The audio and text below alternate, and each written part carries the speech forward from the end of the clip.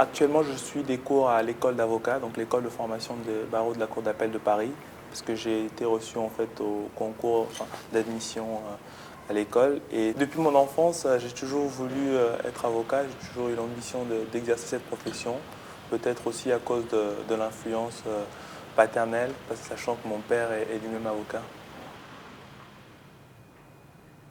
J'ai toujours pensé, en fait, depuis ma plus tendre enfance, que le droit était un peu au centre, en fait, de tout, c'est-à-dire aussi bien de la politique, de l'économie, du social. Donc j'ai toujours voulu faire une matière que je considérais in fine comme pluridisciplinaire et qui me permettrait de pouvoir avoir une vue globale de la société dans laquelle on évolue.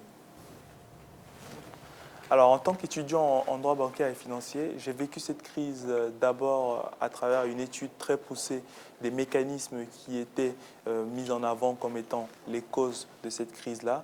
Et je me suis rendu compte effectivement que le problème ne venait pas de ces mécanismes en eux-mêmes, mais de la façon dont ces mécanismes étaient utilisés par les hommes.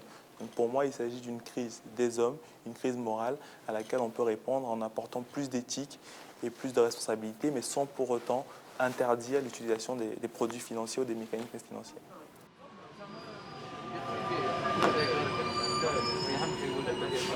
J'ai passé la plupart de mon enfance au Cameroun, où j'ai grandi jusqu'en seconde. Et mon enfance était très joyeuse, entourée par mes parents, par ma famille, mes cousins, mes tantes, mes oncles.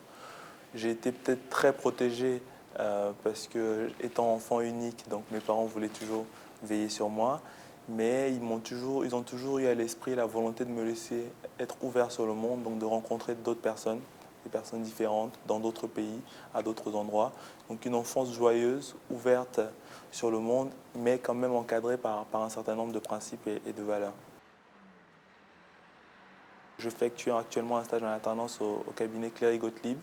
Et donc tous les après-midi, quand j'ai pas cours à l'EFB, ou les jours où effectivement j'ai pas cours à l'EFB, je vais au cabinet pour suivre mon stage et donc pour travailler sur les dossiers sur lesquels j'ai été impliqué.